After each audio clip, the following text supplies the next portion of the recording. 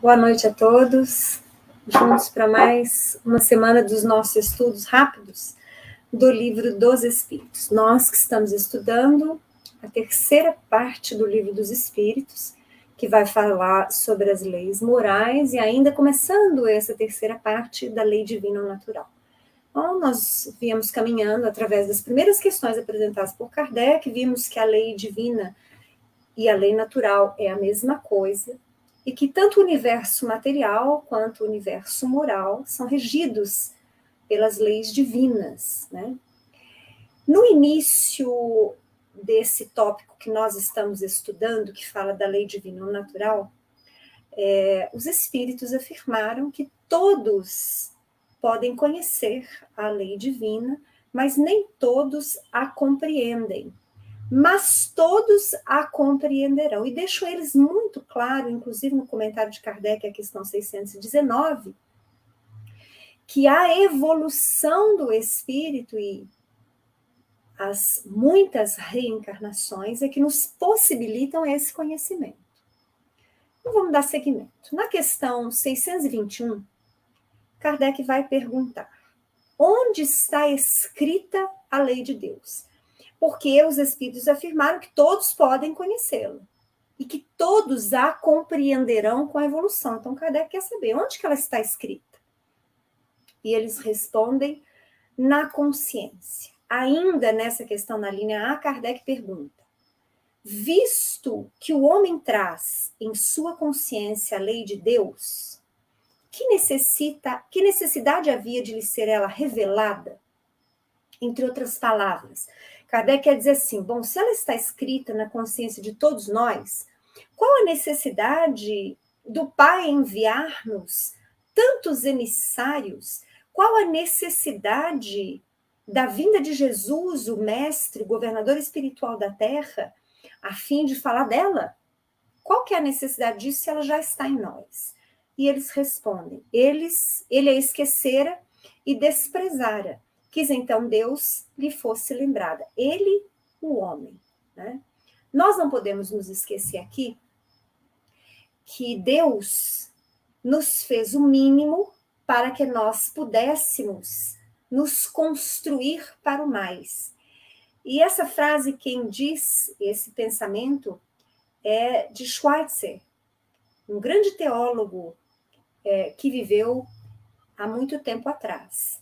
Então, vocês percebam que quando nós falamos em aulas anteriores sobre todas as potencialidades que o princípio inteligente traz em si, é similar ao funcionamento da semente da árvore. Então, naquela pequenina semente, há todas as características em potencialidade da árvore que ela irá tornar-se, das folhas que ela irá ter, dos frutos que ela irá dar, do tamanho que ela irá atingir. Então, tudo aquilo está inserido, vamos dizer assim. Todas as potencialidades materiais estão ali inseridas naquela pequenina semente. Em se tratando do espírito imortal, vejam vocês quanto maior complexidade não é. Porque nós temos desde o princípio inteligente todas as potencialidades de crescimento do ser, que vai, inclusive, nesse longo caminho evolutivo, passar primeiro pela sua individualização, né? Pelo início da inteligência rudimentar, depois pelo início da inteligência mais elaborada, o aprimoramento moral, tudo isso acompanhado da evolução do ser no campo biológico, ou seja, nos veículos que ele se utiliza para se expressar. E vejam só, não acaba aí, né? Depois dessa individualidade, dessa inteligência mais complexa, que abraça o pensamento abstrato, nós vamos objetivar o quê? A nossa ascensão ao mundo angelical. Então, todas estas potencialidades já estão em nós. Então, a consciência está em nós também, daquilo que seja lei divina.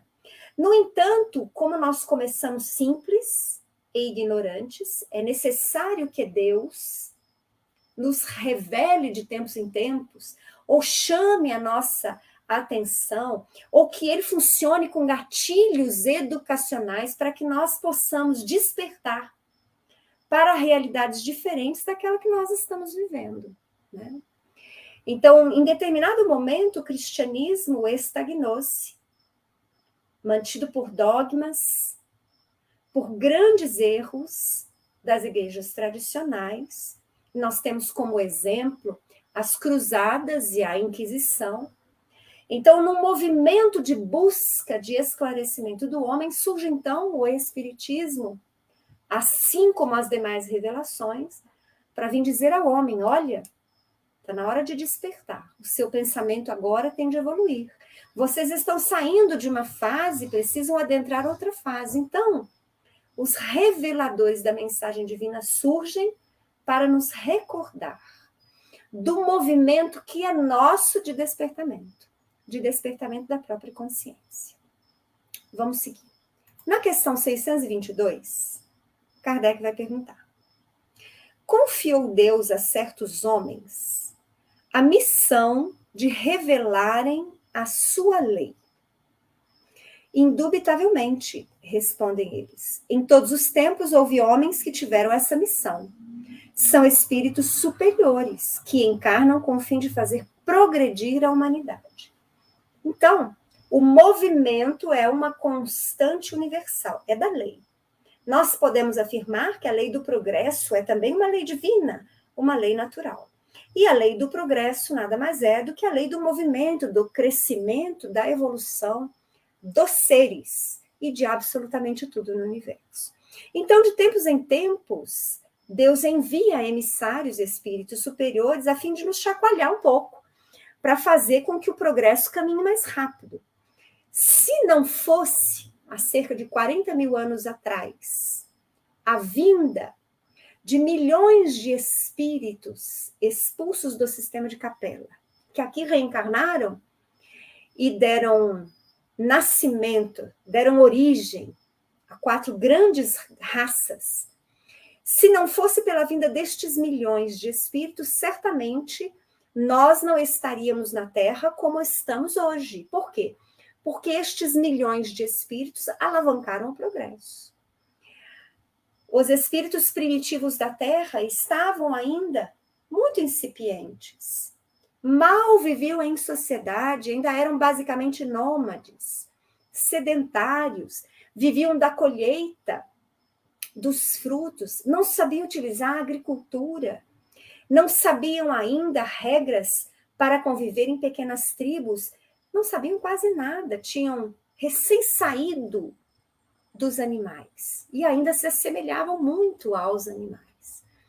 E então, a espiritualidade superior, é claro, sob o comando de Jesus, prevendo a necessidade de expatriação destes milhões de espíritos, mas olhando a necessidade de auxiliar o progresso destes povos ainda muito primitivos, une aqui na Terra, e aí alavanca, acelera todo o progresso. Então, muitas vezes, estes espíritos reveladores, muitas vezes revolucionários no campo do pensamento, do sentimento, e por que não dizer do religioso, eles vêm justamente alavancar, fazer com que o homem preste atenção em algo que ele ainda não estava prestando atenção.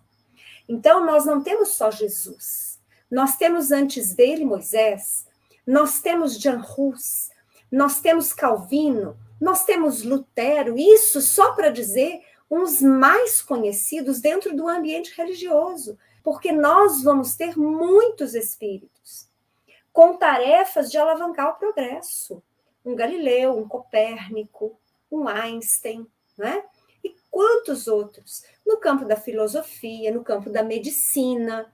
Então, nós temos, de tempos em tempos, o envio, pela misericórdia divina, destes espíritos superiores, alguns deles vindos de outros sistemas estelares, inclusive, para que possam auxiliar o progresso na Terra da humanidade. Inclusive, a espiritualidade, e nós podemos ver isso de forma muito clara no livro Transição Planetária, do Divaldo Pereira, ele vem dizendo, né, do aporte na Terra de centenas de milhares de espíritos de planetas mais evoluídos que já se encontram na Terra, alguns deles encarnados e outros no plano espiritual, trabalhando em benefício desse avanço. Porque nós estamos vivendo um período de transição que necessariamente empreende um período de avanço, de modificações de hábitos, hábitos de pensamento, hábitos de ações, por que não dizer, até mesmo hábitos alimentares, se nós pararmos um pouco e pensarmos mais. Bom, mas vamos seguir.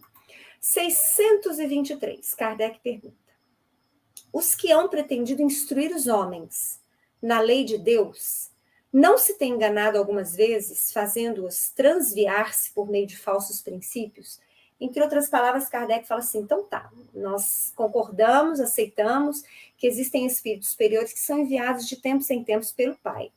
Mas será que alguns destes espíritos, vez ou outra, não erram? E transmitem princípios que não são lá muito corretos? Respondem eles, certamente é um dado causa a que os homens se transviassem, aqueles que não eram inspirados por Deus, e que por ambição tomaram sobre si um encargo que lhes não fora cometido. Todavia, como eram afinal homens de gênio, mesmo entre os erros que ensinaram, grandes verdades muitas vezes se encontram. É mais ou menos aquela frase que a gente fala, digamos assim, que Deus traz a lição do mal, né? Então, ainda destes enganos, a humanidade avança. Mesmo que estes princípios religiosos, muitas vezes, não sejam a expressão da verdade divina mais pura, eles trazem em si, em geral, determinado avanço. E pela própria vivência destas novas lições, o homem vai constatando se são elas boas ou más e corrigindo quando vê necessidade. Então, faz parte da evolução. Nós não podemos nos esquecer que o único espírito efetivamente modelo e mestre é Jesus. Todos os outros espíritos são seus auxiliares, são seus ministros, são emissários, que são mandados ao plano físico material em nome de Jesus e sob as ordens de Deus, nosso Pai. Então, nós não podemos exigir absoluta perfeição destes espíritos. Também eles, apesar de estarem a anos-luz de nós no campo evolutivo, mas também eles ainda estão na estrada do aprendizado. E é inevitável que, vez ou outra, se deixem enganar, ou que muitas vezes as suas palavras sejam deturpadas pela humanidade, que ainda se apega muito ao egoísmo. É uma humanidade ainda bastante atrasada, né? Nós venhamos e convenhamos. Então, estes espíritos, apesar da sua superioridade moral, ainda não são perfeitos. São espíritos emissários de Jesus. Então, nós os devemos aceitar, sermos gratos por cada uma das tarefas que eles executaram entre nós. E não se enganem, aqueles destes emissários divinos que não puderam, não conseguiram concluir a sua tarefa como deveriam ter concluído, conforme o compromisso assumido, ainda estão trabalhando na Terra, nas psicosferas espirituais do planeta, se dedicando muitas vezes ao esclarecimento daquilo que, por conta das suas palavras, foi mal entendido, foi mal compreendido, foi mal interpretado e, consequentemente, mal vivenciado. Eu não me recordo mais em qual obra, que uma vez eu li, uma obra espírita, eu não me recordo quem foi, mas dizendo do incansável trabalho do espírito que foi Moisés e que foi Maomé, junto aos povos do Oriente Médio, junto aos povos onde graça o islamismo.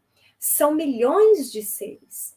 Então, que por amor, este espírito luminoso permanece junto a eles, orientando-os, instruindo-os, para que não se deixem levar pelo fanatismo excessivo, pelo sectarismo, porque também este espírito, detentor de enorme luz, também ele, emissário e trabalhador em nome de Jesus. Então, vocês vejam, são todos de imensa luz. E muitas vezes os enganos são mais oriundos das interpretações humanas do que em si da mensagem essencial que estes emissários nos deixam.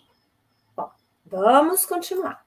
Na questão 624, Kardec vai perguntar: qual o caráter do verdadeiro profeta? O verdadeiro profeta é um homem de bem, inspirado por Deus. Podeis reconhecê-lo pelas suas palavras e pelos seus atos. Impossível é que Deus se sirva da boca do mentiroso para ensinar a verdade. Então, aqui, os espíritos deixaram muito claro o que nós devemos verificar naqueles que se dizem emissários de Deus. Conhecereis a árvore pelo fruto, não é? Então, nós conheceremos os verdadeiros profetas como homens de bem inspirados por Deus. E aí nós vamos ter que exercitar a nossa análise pessoal e verificando se aquilo que eles falam e fazem tem consonância com a bondade, com o amor incondicional, com o perdão das ofensas, com a humildade, com amar ao próximo. Porque para nós, cristãos, Jesus é o modelo e mestre. E a lição maior que ele nos deu é justamente a de amar a Deus sobre todas as coisas e ao próximo como a si mesmo. Ele deixou muito claro: fazer ao próximo que gostariais que vos seja feito. Então, essa é uma análise que cada um de nós deve fazer quando questiona se um ou outro espírito, se uma ou outra mensagem é efetivamente uma mensagem de Deus. E em relação a isso, a Bíblia já nos orienta que nós temos que analisar se a palavra vem de Deus. Então, também aqui em relação aos profetas, devemos analisar se não só as palavras, mas as atitudes são de Deus. Questão 625. Qual o tipo mais perfeito que Deus tem oferecido ao homem para lhe servir de guia e modelo?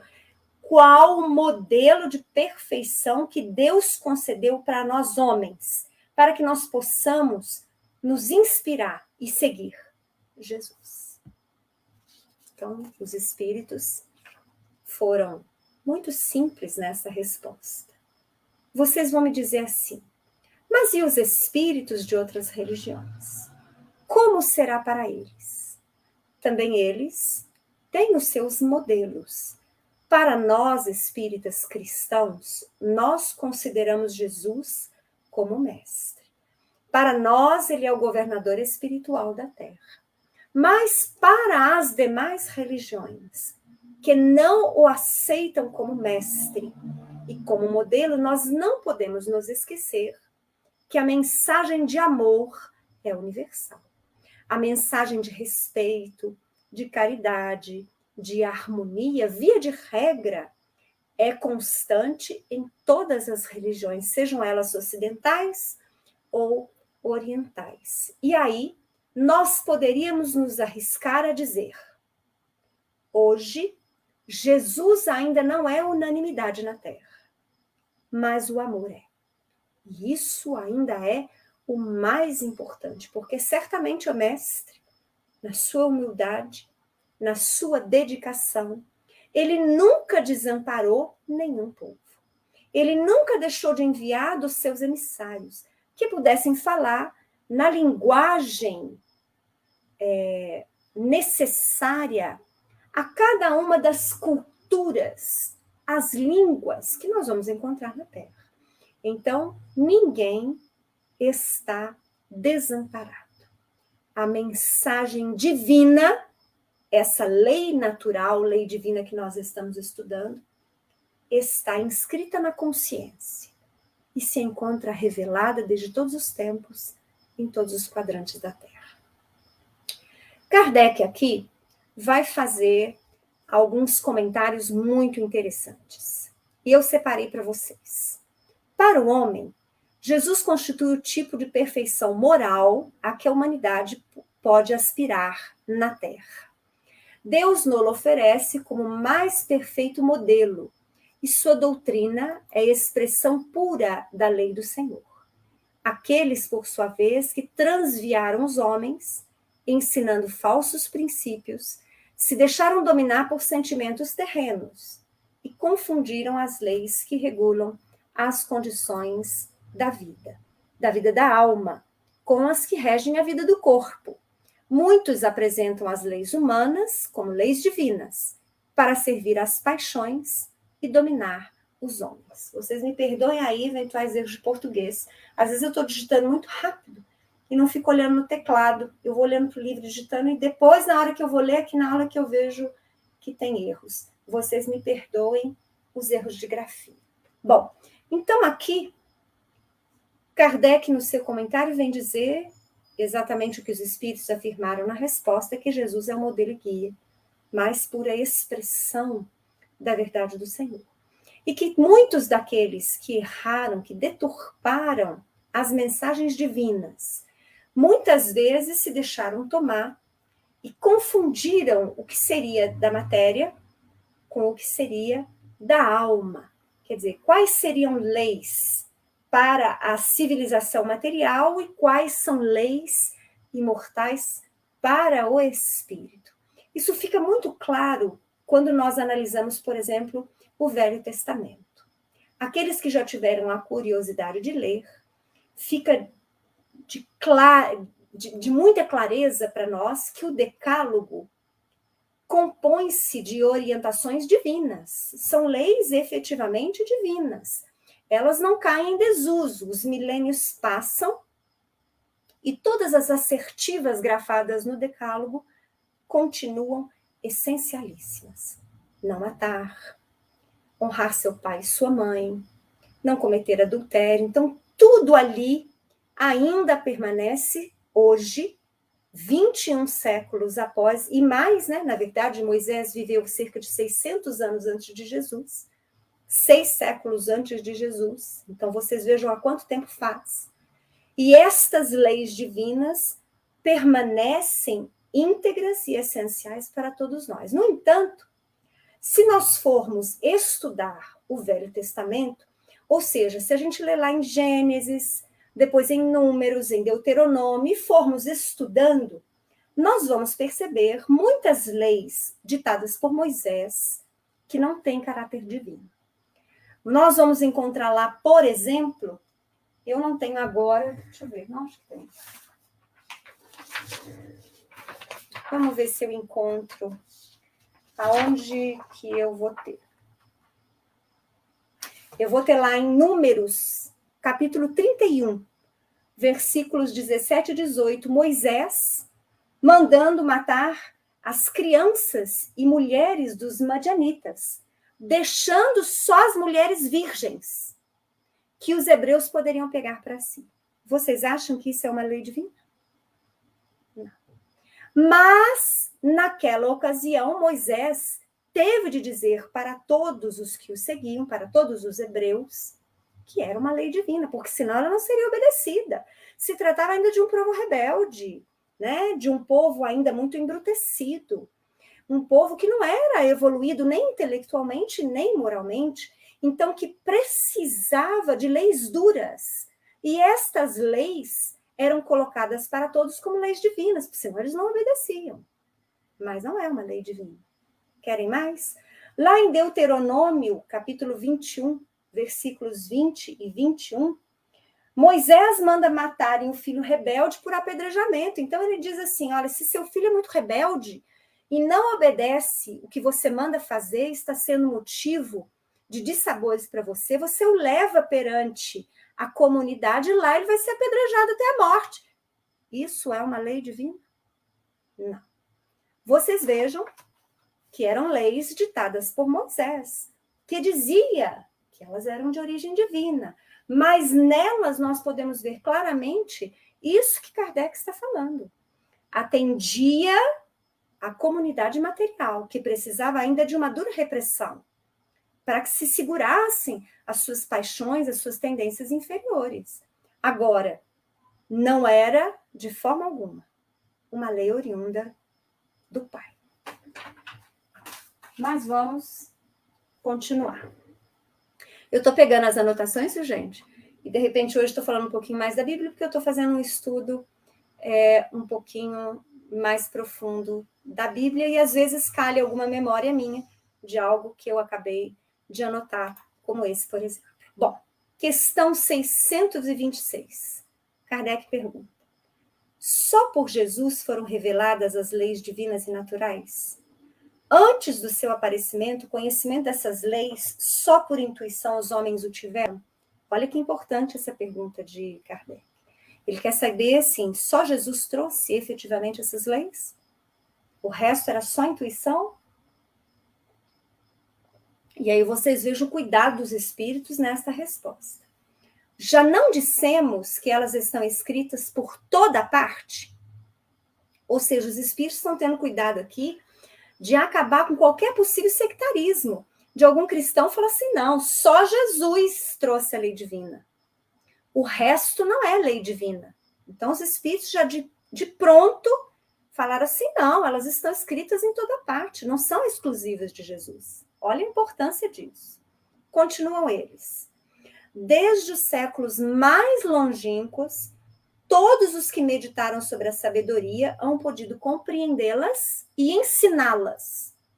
Então, nós vamos ter conceitos sobre a lei divina em Sócrates. Antes dele, no Egito Antigo, depois em Platão. Quantos outros filósofos e pensadores da antiguidade? Nós vamos ver isso em Confúcio, nós vamos ver isso em Buda, nós vamos ver isso no Tao, nós vamos ver isso no Vendavesta, em toda parte. Pelos ensinos, mesmo incompletos, que espalharam, prepararam o terreno para receber a semente. Nós podemos, inclusive, afirmar que nós, cristãos, espíritas cristãos, ainda temos um ensino incompleto. Jesus falou que tinha muito mais coisas para dizer, mas que os apóstolos não davam conta naquele momento. E os espíritos, desde a codificação, afirmam que não se pode dizer tudo, você não pode jogar pérolas aos porcos. Então, o conhecimento é um crescente que acompanha a evolução do homem, do espírito imortal. Então, nós ainda estamos com ensinamentos incompletos, mas que espalham o terreno para sempre receber novas sementes verdadeiras. Continuam eles, estando as leis divinas escritas no livro da natureza, possível foi ao homem conhecê-las, logo que as quis procurar. Por isso é que os preceitos que consagram foram, desde todos os tempos, proclamados pelos homens de bem. E também por isso é que elementos delas se encontram, se bem que incompletos ou adulterados pela ignorância, na doutrina moral de todos os povos saídos da barbárie. Bom, e aqui a gente vai encerrar o nosso estudo por hoje. Nós que estamos falando ainda da lei natural, vamos continuar amanhã, terminando as últimas duas questões deste subtítulo, para depois entrarmos no subtítulo bem e o mal. E vocês vejam que é interessante. É muito interessante quando nós acompanhamos a leitura do Livro dos Espíritos, nos fazendo pensar sobre antigos livros que lemos, ou conceitos, muitas vezes que nós ainda não havíamos pensado. Interessante, muito interessante. Eu agradeço a presença da Denise, da Vera, do Carlos, de todos aqueles que acompanham os nossos estudos. Espero que vocês estejam gostando. Aguardo vocês amanhã, às 7 horas.